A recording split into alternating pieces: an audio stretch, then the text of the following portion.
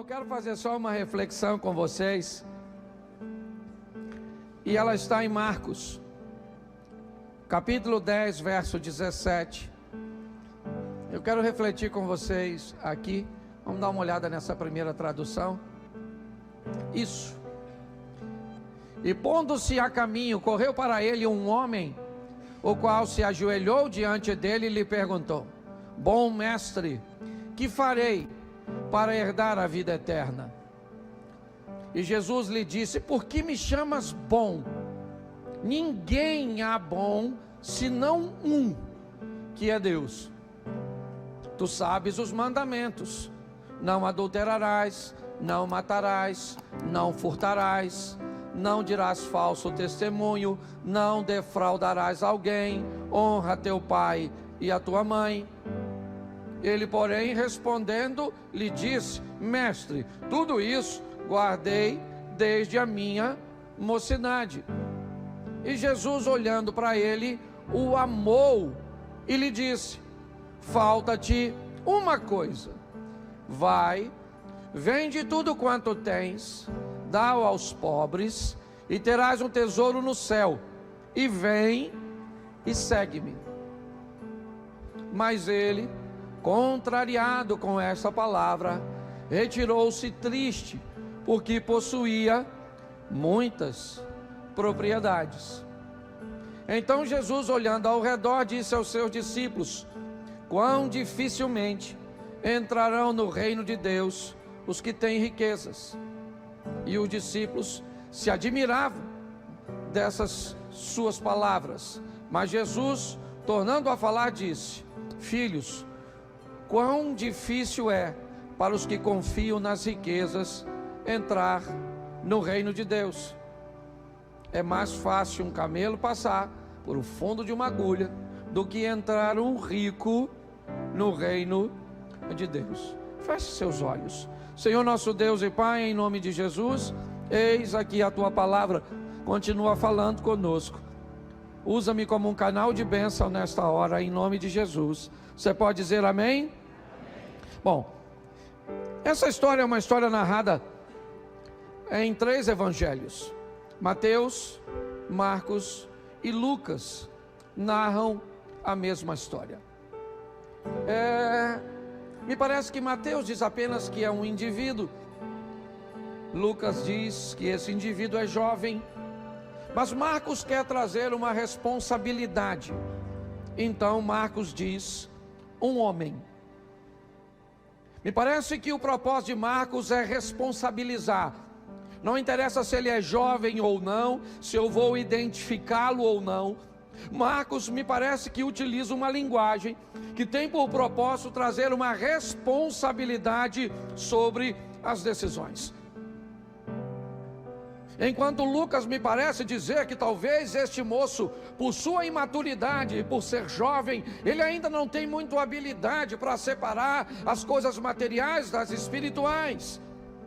Inclusive o Lucas, assim que termina o capítulo 18, dizendo da dificuldade de um rico entrar no reino dos céus, Lucas abre o capítulo 19, levando a mensagem de que Jesus entra na casa de um velho rico, chamado Zaqueu, e diz no final: hoje veio salvação a esta casa.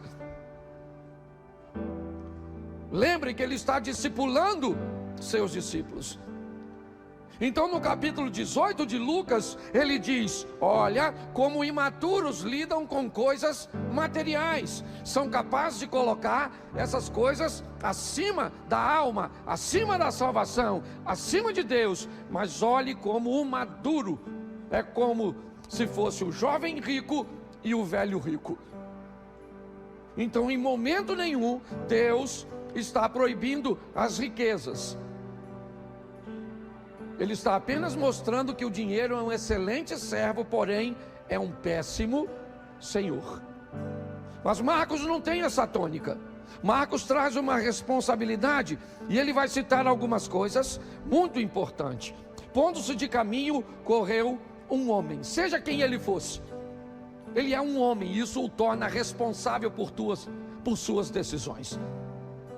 A primeira coisa que eu quero chamar a atenção hoje da igreja é que quanto mais rápido você se tornar responsável por suas decisões, quanto mais rápido você entender que todo ser humano emocionalmente saudável está procurando ser feliz. Aliás, o único ser vivo que busca felicidade é o ser humano. Todos os outros seres vivos se dão por satisfeitos ao terminar o dia e continuarem vivos, terem conseguido sobreviver a um ambiente predatório. O único ser vivo que terminar o dia vivo para ele não é suficiente é o ser humano, porque o ser humano é aquele que busca a felicidade. A felicidade é um salário, na verdade. Era aquilo que você recebe por suas decisões assertivas de médio e longo prazo. Felizes são aqueles que aprenderam a tomar decisões de médio a longo prazo em áreas que ele sabe que são extremamente importantes de sua vida. Por quê? Porque ele sabe que vão receber o resultado de suas escolhas um pouco mais à frente. Então Marcos começa dizendo um homem, trazendo responsabilidade, uma mulher, ok? Alguém adulto, apto para lidar com as consequências daquilo que fez, daquilo que faz, de suas escolhas. É um homem para não botar a culpa em Satanás, é um homem para não botar a culpa no governo, é um homem para não botar a culpa nos outros. São pessoas altamente habilitadas a lidarem com suas escolhas. É assim que Marcos começa. Ele continua dizendo que este homem tem duas coisas. E correu para ele. Ele tem pressa. Ele está correndo para Jesus. O que ele quer? Eu já sei que ele é rico. Eu já sei que ele é alguém que não tem necessidades financeiras.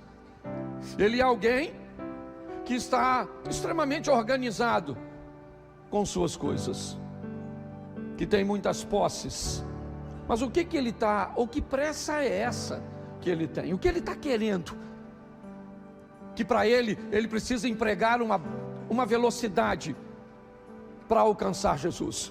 Quando ele se aproxima correndo com suas emergências, me parece que a Bíblia está dizendo: não interessa o que você tem de material, se lhe faltar alguma coisa para sua alma, a emergência é a mesma. Ele tem pressa, não porque precisa de coisas materiais, mas tem alguma coisa que ele necessita. E o que o faz correr atrás de Jesus e se ajoelhar. Ele se prostra diante de Jesus com muita pressa. Por quê? Porque ele tem uma insegurança. Ué, pastor, mas ele não tem dinheiro? Como é que alguém que tem dinheiro se sente inseguro? Como é que alguém está tão estabilizado materialmente, ele se sente inseguro?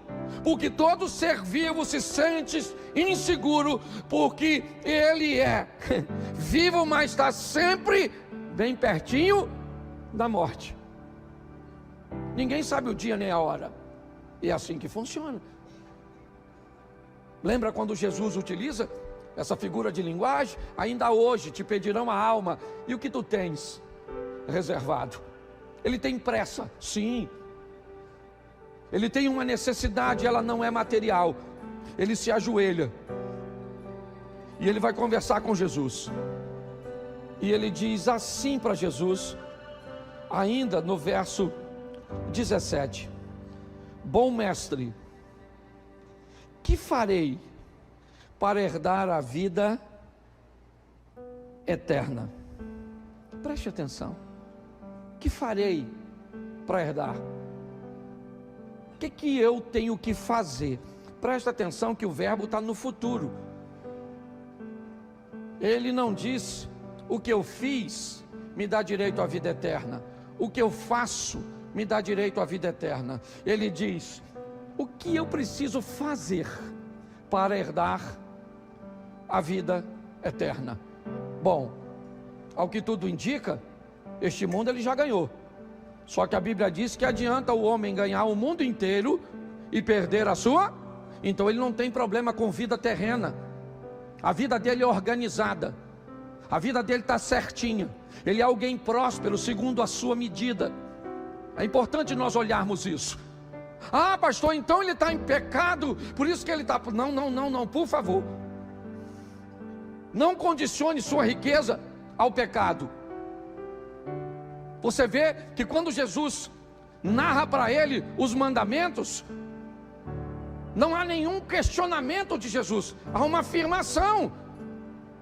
E os mandamentos dizem que este homem é alguém honesto, que cresceu, que enriqueceu e que prosperou de forma lícita, que ele foi alguém capaz de ganhar o mundo.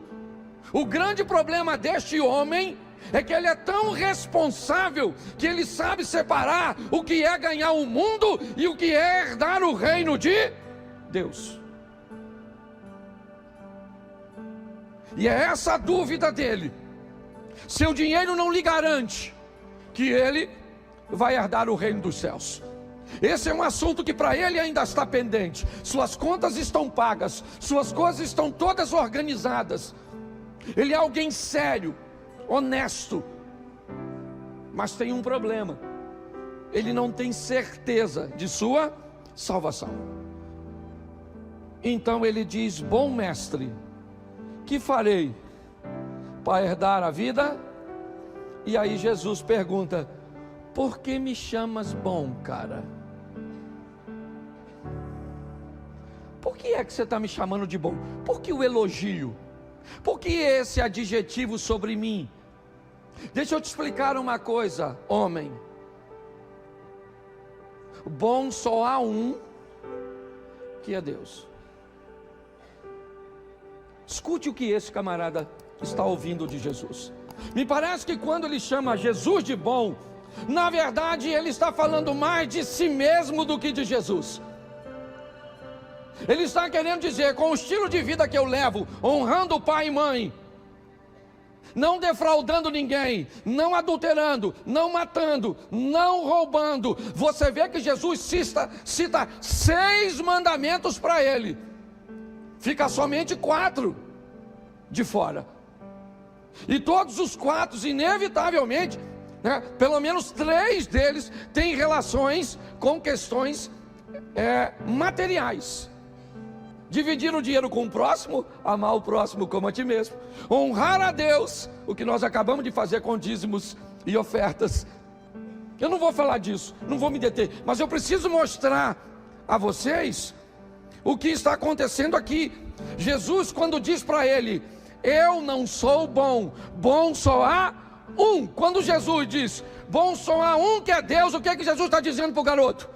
Ou para o homem, ou para o rapaz, ou para o príncipe, seja qual for a tradução: você não é o que você pensa ser. Baixa a bola, querido, vai devagar. Jesus disse: bom só há um, que é isso. O que eu preciso fazer para herdar a vida eterna? O que eu tenho que fazer, Jesus? Me diga. O que eu tenho que fazer para ganhar dinheiro, para administrar bem minha vida, para viver uma vida organizada? Eu já sei.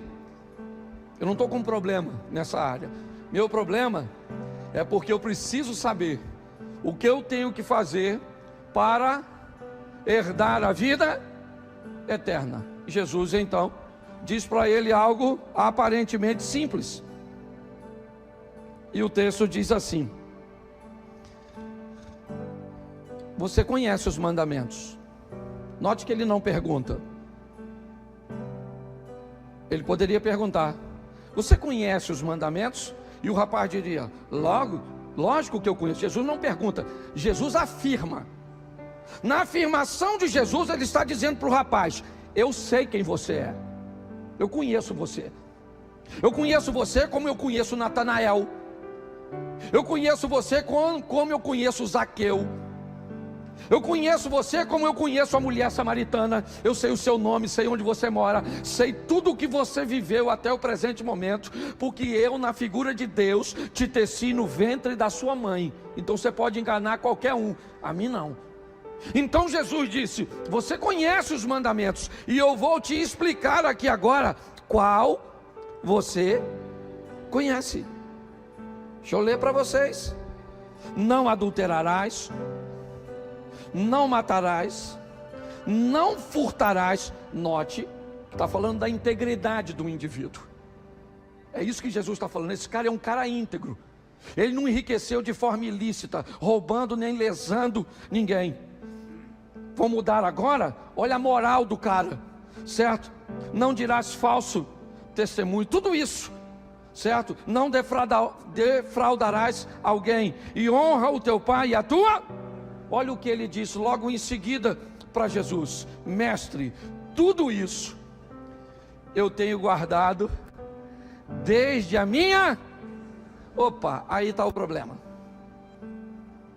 É exatamente aí que está o problema.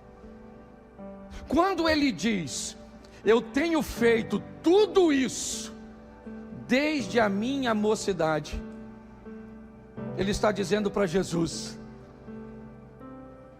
eu fui ensinado a fazer isso, eu fui ensinado a acreditar nisso, eu fui ensinado a viver dessa forma, de onde eu vim. Faz muito tempo que eu acredito que o modelo do relacionamento para com Deus é esse. Faz muito tempo que eu acredito, certo, que as coisas funcionam dessa forma. Não é de hoje. Eu estou na igreja há muito tempo. Eu já passei por igrejas tradicionais, igrejas pentecostais. Eu já passei por igrejas neopentecostais, por comunidades. O que esse camarada está dizendo? Eu tenho uma história com Deus. Eu vi a falha de quem? A minha. Porque na presença de Deus você não vê o problema do vizinho, você não vê o problema do cônjuge, você não vê o defeito do filho, do pastor, do membro da igreja. Enquanto nós enxergarmos o defeito do outro, a queda do outro, nós podemos estar na presença de qualquer um, menos na de Deus. Porque na presença de Deus você não tem tempo de olhar a vida do outro, você só consegue olhar para você mesmo. Essa é a grande verdade. Jesus está dando uma grande lição. Por quê? Porque ele está conseguindo agora olhar para si mesmo. E qual é o problema? É que ele aprendeu desde pequeno, e agora ele encontra com Jesus trazendo algo que vai de encontro ao que ele aprendeu desde pequeno. Então ele está com muita dificuldade. Para esse camarada aceitar o que Jesus está dizendo, ele vai ter que quebrar um paradigma. Ele vai ter que romper com valores, com princípios que ele recebeu, com matrizes que, por mais bem intencionadas que elas foram, elas ensinaram as pessoas de forma errada. Esse dia a gente estava brincando aqui com a questão do jejum. Desde que eu era novo, que me falaram que quando nós estamos fazendo jejum, nós não podemos falar com ninguém. Eu acreditei nisso. Eu não sei se você acreditou, eu vou falar de mim. Mas eu acreditei, já brinquei aqui, eu acreditei que rato virava morcego, eu acreditei que manga com leite matava, eu acreditei que espelho, quando trovejava, se não cobrisse, que o saci piava na moita, que tinha uma mula que não tinha cabeça, mas que pegava nós, o velho do saco e outras coisas mais. E eu não tenho vergonha de dizer isso não, certo? Agora, quando eu vejo Jesus ir para o deserto, jejuar 40 dias, e foi sozinho, e o pessoal escreve que ele jejuou, eu desculpo que Jesus contou. Aí você pode dizer, mas pastor, contou depois que jejuou. Mas deixa eu falar uma coisa para você. Tem muitas coisas que nós aprendemos que a gente precisa rever nossos valores. Quando esse rapaz tem que se encontrar com tudo aquilo que ele aprendeu desde a mocidade, fica tão difícil para ele, quando ele diz, tudo isso tem guardado desde a minha mocidade. O verso 21, coloca para mim por favor. E olhando para ele,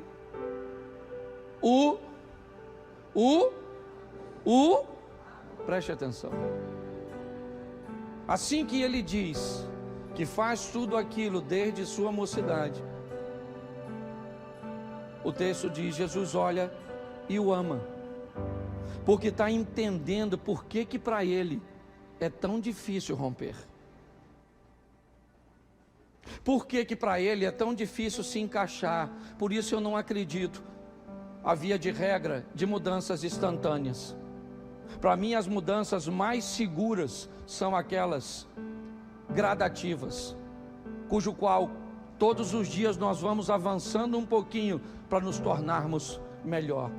Por isso que todas as vezes que eu vejo um santarrão citando e trazendo à tona o erro de outras pessoas, o que me parece é que ele está criando um ambiente, certo? Onde ele está tentando encobrir suas próprias mazelas, seus próprios defeitos. Jesus olha para ele e o ama. Por quê? Porque vê que há um confronto, porque esse cara é um cara bom, sim, talvez não na conotação cujo qual ele achava que pela maneira que ele administrava a sua vida, isso já seria suficiente para ele entrar no reino dos céus. Mas quando você vê, ele é bom com grana, ele é bom com coisas materiais, ele é honesto.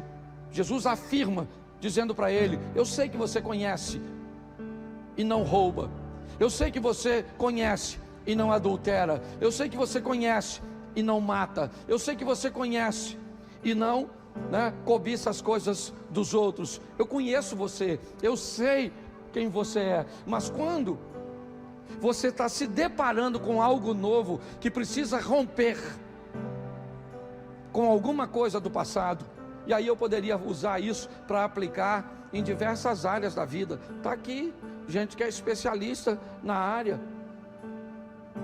Quantas pessoas, certo, que ainda se sentem aprisionadas por questões lá de trás, porque não conseguiram se libertar da culpa de algo que fizeram, da dor de algo que aconteceu lá atrás. Jesus olha para ele e o ama.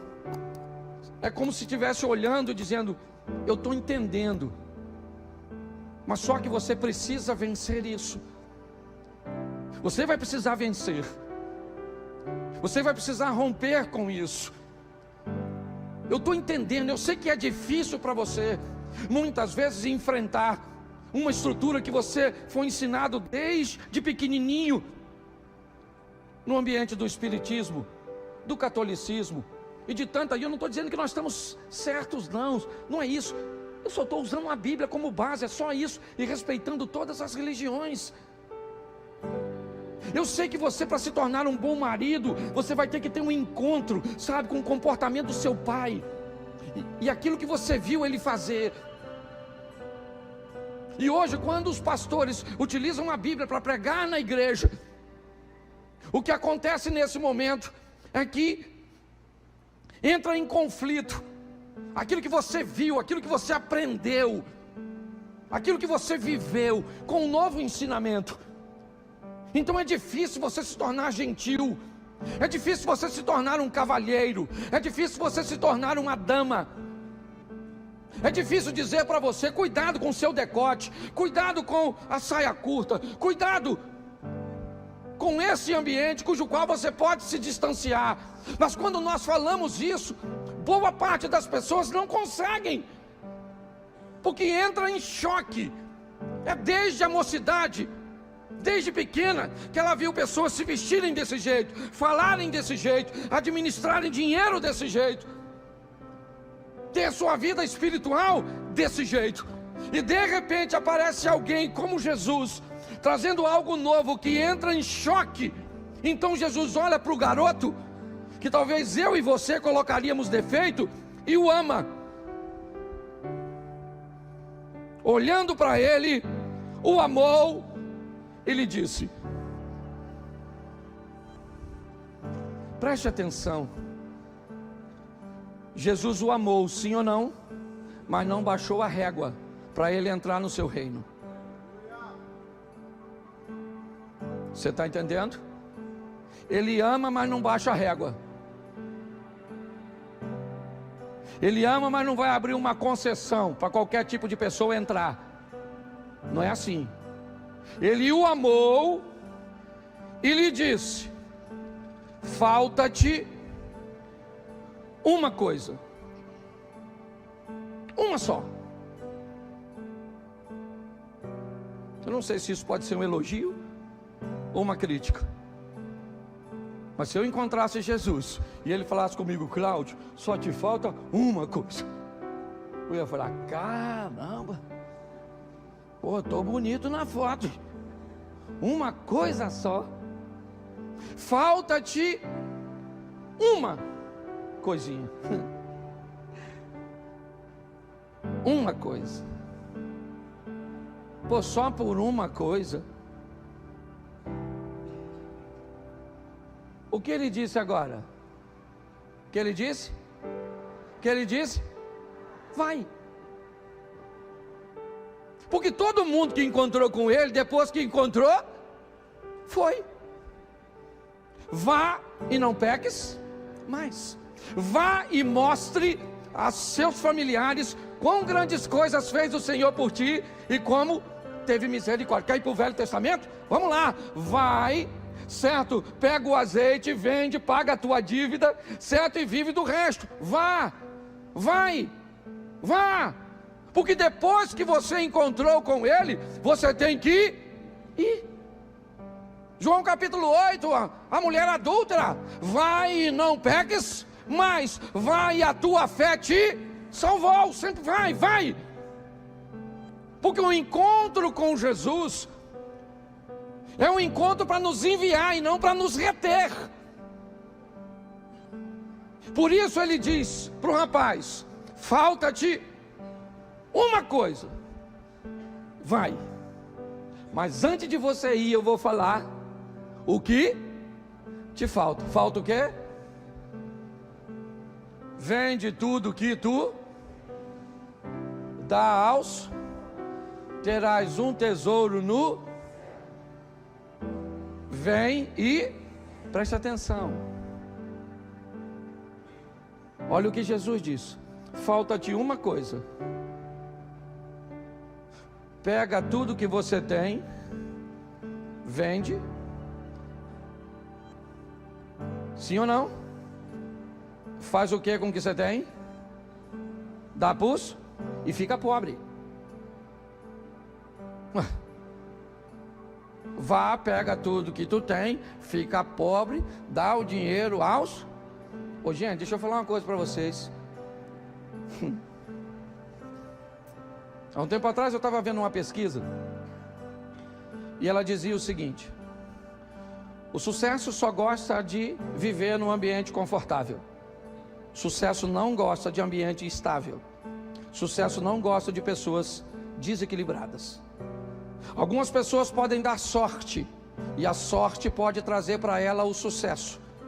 Mas se elas não estiverem preparadas para terem um sucesso, é só uma questão de tempo até o sucesso irem e levar consigo a sorte que teve no passado. Alguns dizem, eu não sou especialista no assunto, mas se hoje todo o dinheiro que gira no mundo fosse repartido igualmente pelas pessoas na terra, em 10 anos eles estariam de volta nos mesmos bolsos. Preste atenção nisso. Jesus não está mandando ele vender nada. Aliás, essa é a visão de Lucas. Por isso que Lucas conta a história de Zaqueu logo depois de contar a história do garoto. Porque os discípulos, assim que está terminando, dizem para Jesus: nossa, mas é impossível ser salvo então. E Jesus disse: mas é exatamente isso. Porque o que é impossível aos homens é possível para Deus. Jesus está mostrando para aquele rapaz, nesse momento, algo muito precioso. Quando Jesus diz: reveja seus valores materiais, só te falta uma coisa, só uma.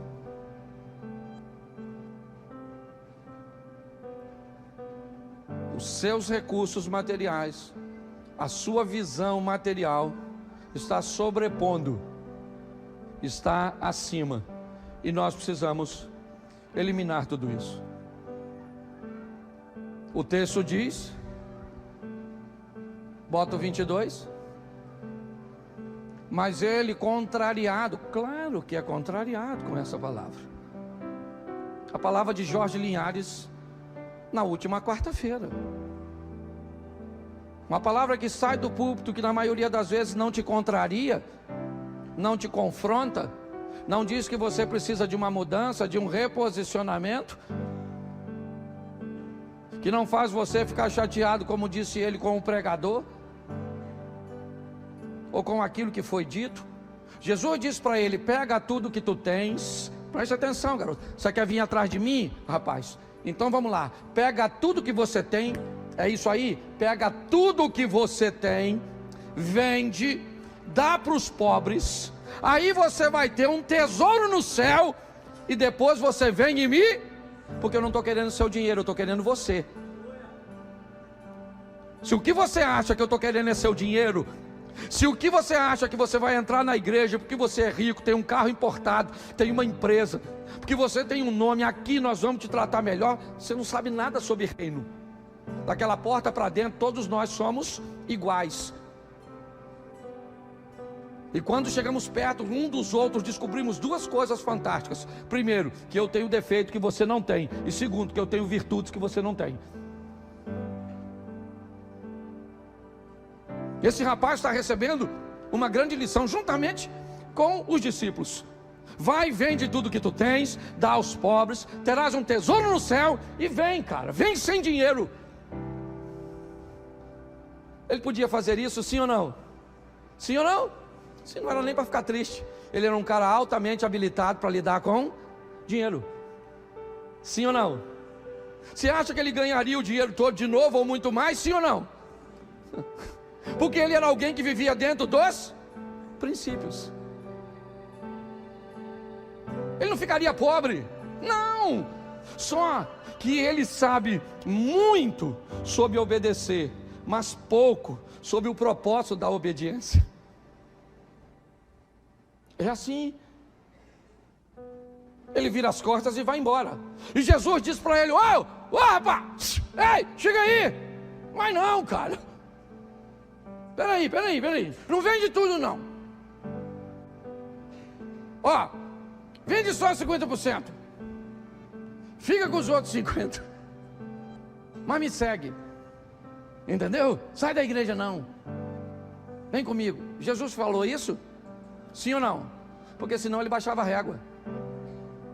Ele disse: olha, o protocolo é esse, o estilo de vida é esse, e se tu quiser, eu estou aqui. Se tu não quiser, querido, beleza. O garoto quis, sim ou não?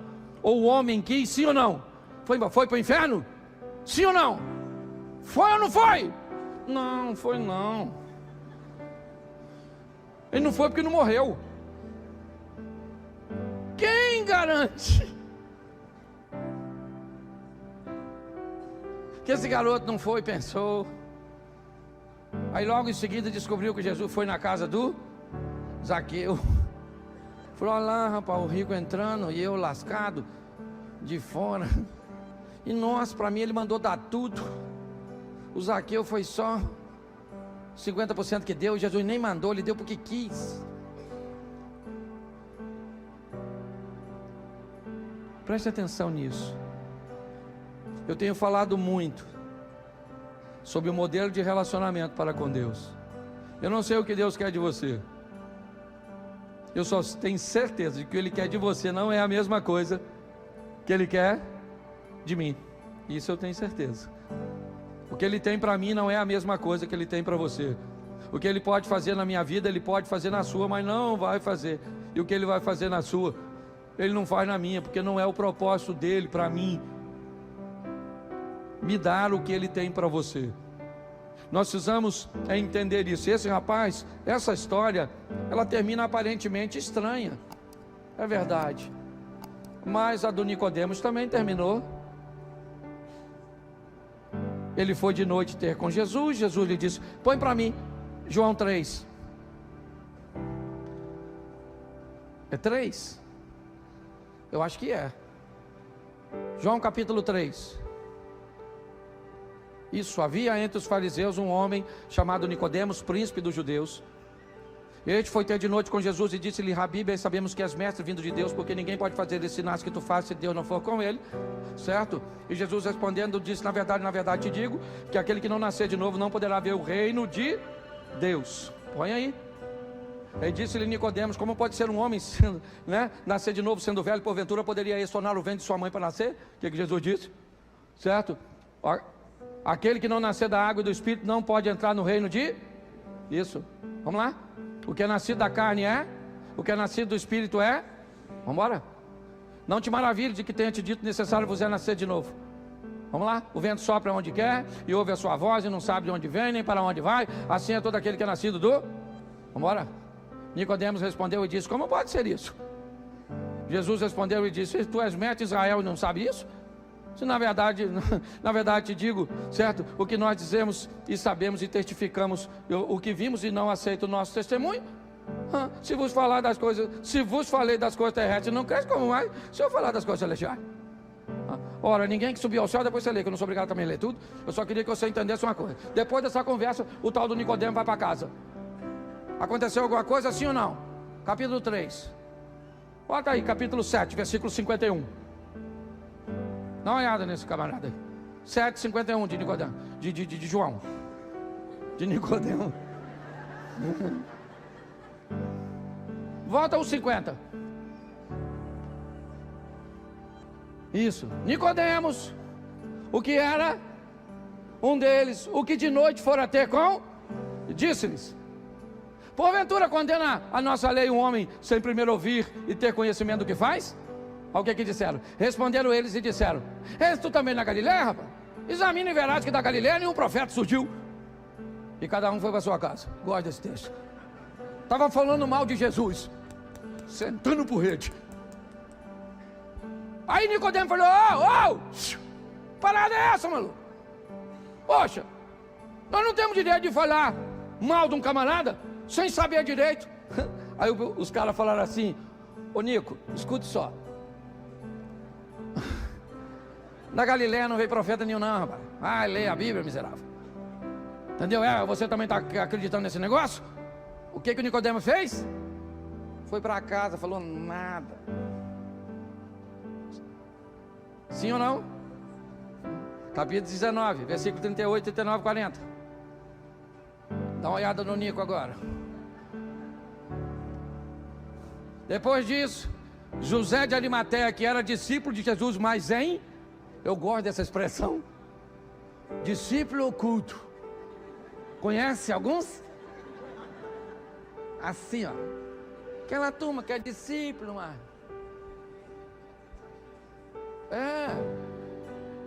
Isso não. Você é crente? Como é que você descobriu, meu Deus? Não fala pra ninguém, não. Um discípulo oculto. Sei lá. Mas ele era oculto por quê? Por medo do... Isso, o Zé de Arimateia. Discípulo oculto. Discípulo. Isso. Olha só. Rogou a Pilatos que lhe permitisse tirar o corpo de Jesus. Pilatos não permitiu. Então tirou o corpo de... Versículo. Foi também Nicodemos, aquele que anteriormente se dirigia de noite. Presta atenção. Reunião de medrosos. Nico com Zé.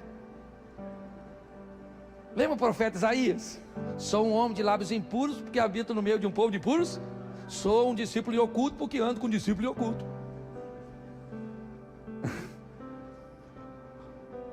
O Nicodemo, uma história que começou no capítulo, já está no... Começou de noite e agora é de dia. Olha só. Foi também Nicodemos, aquele que anteriormente se dirigia de noite levando quase 100 libras de um composto de mirras e... Vamos lá, verso 40. Tomaram, pois, o corpo envolveram lençóis com especiarias, como os judeus costumam fazer, certo? Na separação para o sepulcro. Quem é que estava lá de dia, pegando o corpo de Jesus, se expondo ao perigo de perder certo, o seu prestígio no meio dos judeus, o Nicodemos. Eu sou pastor. E posso falar para você com toda a certeza do mundo, e tenho visto isso cada vez mais crescer. Como tá legal falar mal dos outros para encobrir nossos erros. Como é fácil apontar o erro de alguém. Como é fácil olhar para aquele que está fazendo e dizer: nossa, ele é desqualificado. Como pastor, eu aprendi uma coisa: quer conhecer a pessoa? Tire ela da cadeira e bota aqui em cima. Você tem quantos anos de ministério, irmão? 42, então você sabe o que eu estou falando. Você bota alguém para dar uma palavra de oferta, no dia seguinte, ou às vezes no mesmo dia, eu estou recebendo um WhatsApp: sabia que divorciou? Sabia que está devendo a Light? Sabia, mas eu não sabia, que se eu soubesse. E pior, às vezes o cheiro de quem fala é pior. Eu gosto, sabe, dessa colocação, de que todas as vezes que a palavra chega, ela faz o que aconteceu com este rapaz. Ela nos leva, né, a ter um encontro com aquilo que faz com que estabeleçamos o comportamento com o propósito de nos transformar, de nos mudar. Nós tínhamos uma frase no começo que a igreja começou, no início da igreja, que eu mantinha ela colocada, e esses dias alguém me cobrou a falta dela, e ela dizia assim: aqui não toleramos o nosso pecado, porque toleraríamos ao seu. E de um tempo para cá, eu tirei essa frase aqui. Sabe por quê, Eliezer? Senão eu tinha que sair da igreja. Que parecia que ela estava escondendo, e eu também tenho pecado. Não vou falar, mas tenho. E tu também tem. Não fica olhando para mim com essa cara de quem não tem. Se você tem escondido no obscuro, se você estivesse lá com a pedrinha na mão, aquela mulher e Jesus falasse: atira a primeira pedra, quem aqui atiraria? Levanta a mão. Aí, só uma garotinha lá. E ela tacaria mesmo. Essa garotinha gosta de tacar pedra, Então, olha só, nós estamos numa proposta de oportunidade. Agora Jesus não vai descer a régua, entendeu? Sem santificação, ninguém lute com todas as forças para melhorar. O resquício que sobrar vai para o perdão, entendeu? Aí você fazia fofoca assim quase todo dia. Nossa! Agora você faz fofoca uma vez por semana.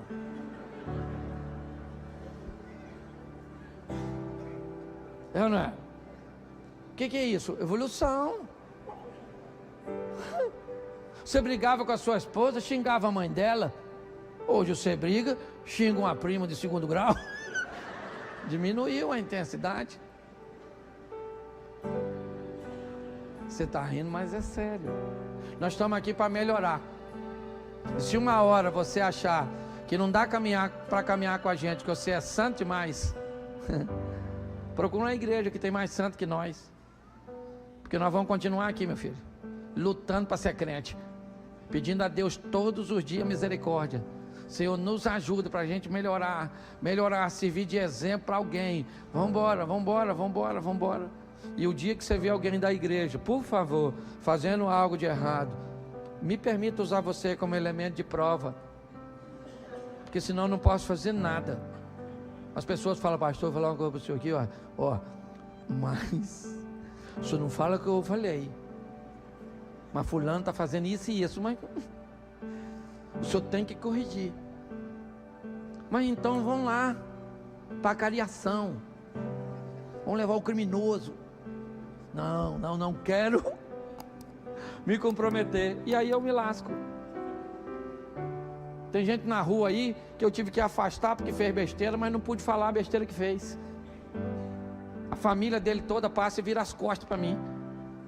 Sabia disso? Vira as costas para mim. E eu não posso falar: dona, chega aqui, chama seus filhos tudo, que eu vou falar quem é seu marido.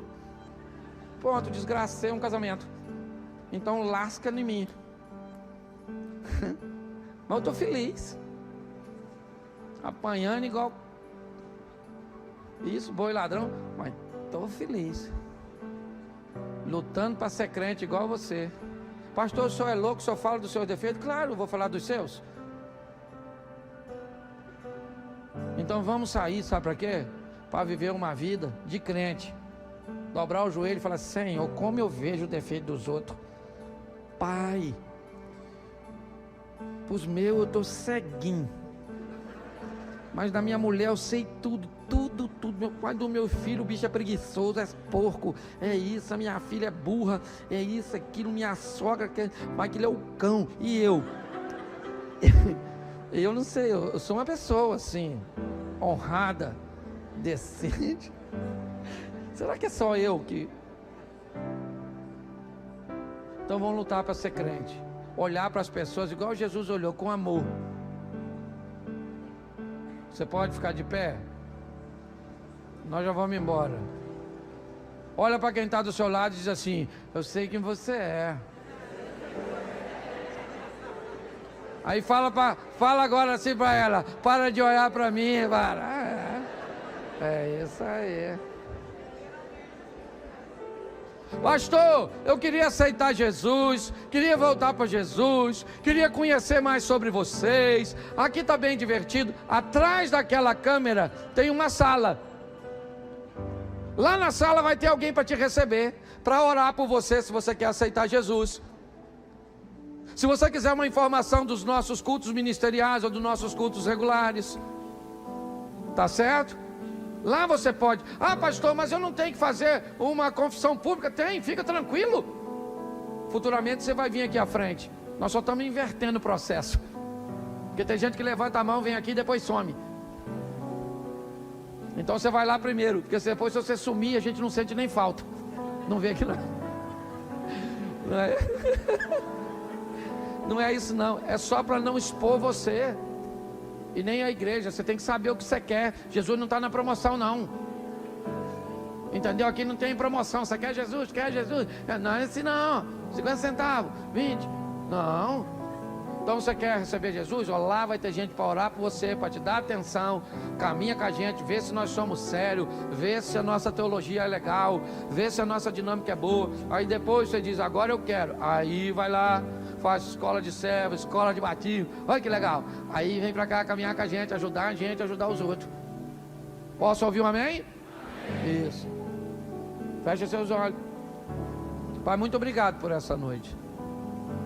Às vezes nos sentimos tão bons, ó Deus, como aquele rapaz, que na verdade era bem organizadinho, uma vida bem acertada, mas que ainda lhe faltava uma coisa: colocar o Senhor acima dos bens materiais. Em nome de Jesus, ó Deus, que a tua graça, o favor cujo qual nós não merecemos, nos acompanhe todos os dias. Que a conscientização do teu Espírito Santo, que é aquele que convence do pecado, da justiça e do juízo, nos ajude a melhorarmos todos os dias. Ninguém aqui vai se tornar santo até que receba do Senhor um novo corpo, um novo nome. Mas enquanto isso, nós vamos entrar no processo de santificação, sem a qual ninguém encontrará contigo. E vamos lutar com todas as nossas forças para que, conhecendo a nós mesmos, não fiquemos em falta e nem presos em lugar nenhum, para não ficarmos para trás. Leva-nos aos nossos lares, ó Deus. Abençoa a cada família, a cada casamento. Abra portas na terra, janela nos céus.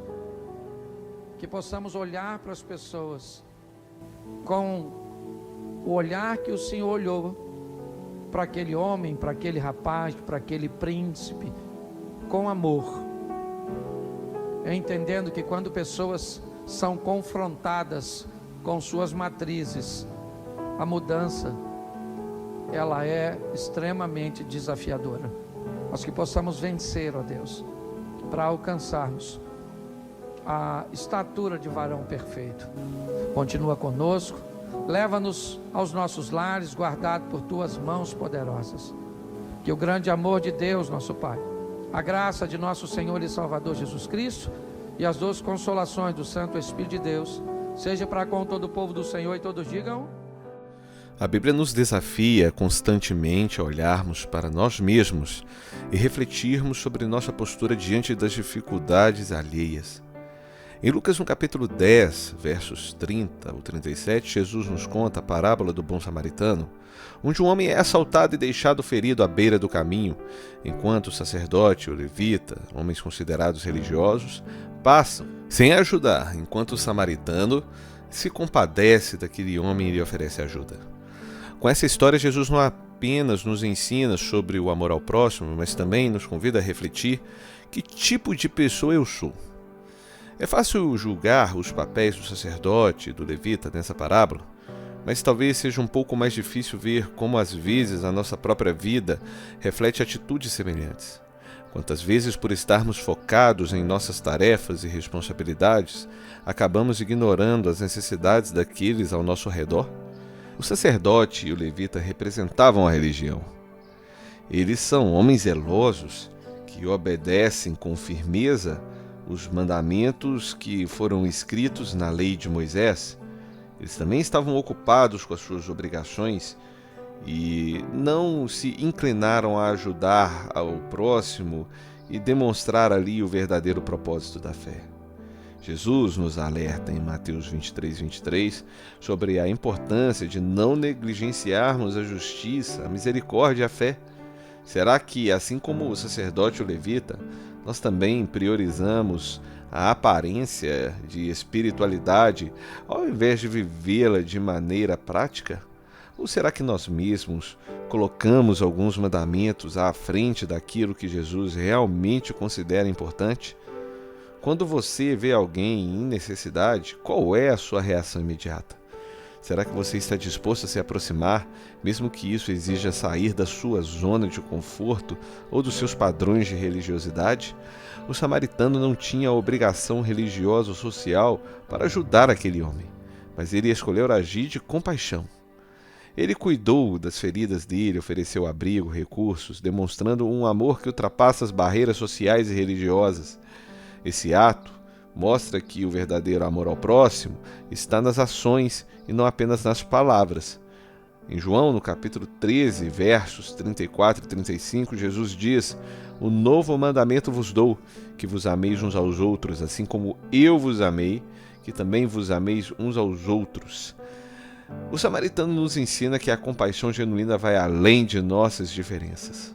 Ela exige ação, coragem e um coração disposto a fazer a diferença na vida do próximo.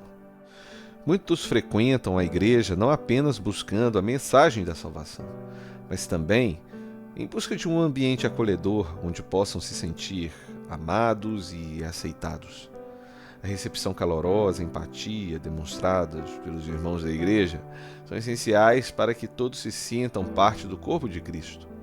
Em Romanos, no capítulo 15, verso 7, Paulo nos exorta: "Portanto, acolham uns aos outros como também Cristo nos acolheu para a glória dele." A igreja é um lugar onde todos deveriam se sentir bem-vindos, independente das suas aparências, origem ou condição. Somos chamados a ser como o bom samaritano, oferecendo apoio, cuidado, compaixão e muito amor para aqueles que chegam em nossas vidas. Quando alguém chega à sua igreja, você toma a iniciativa de acolhê-lo e fazer com que se sintam em casa? Para vivermos como o bom samaritano, precisamos adotar uma postura ativa de cuidado e empatia. Isso significa não apenas ajudar os necessitados quando for conveniente, mas torna-se uma forte e constante obrigação e fonte de amor e acolhimento. A parábola do bom samaritano nos desafia a refletir profundamente sobre quem somos e qual é a nossa verdadeira atitude diante da necessidade e do nosso amor ao próximo. Deus nos chamou para sermos luz e para isso precisamos demonstrar toda a graça e compaixão que são genuínas dele, o nosso Senhor. Ao nos aproximarmos dos outros com o amor de Cristo, nos tornamos instrumentos de transformação. Que a gente possa se perguntar todo dia: que tipo de pessoa nós somos? Que tipo de pessoa eu sou? Bem, que as nossas ações possam demonstrar o amor e a graça de Deus. Amém? Espero que você tenha gostado desse vídeo, que ele tenha sido edificante para você. Se você chegou até aqui e não se inscreveu, aproveite esse momento para se inscrever no canal, deixar o seu like. Diz aí o que você achou do vídeo nos comentários e que Deus te abençoe muito. Até breve!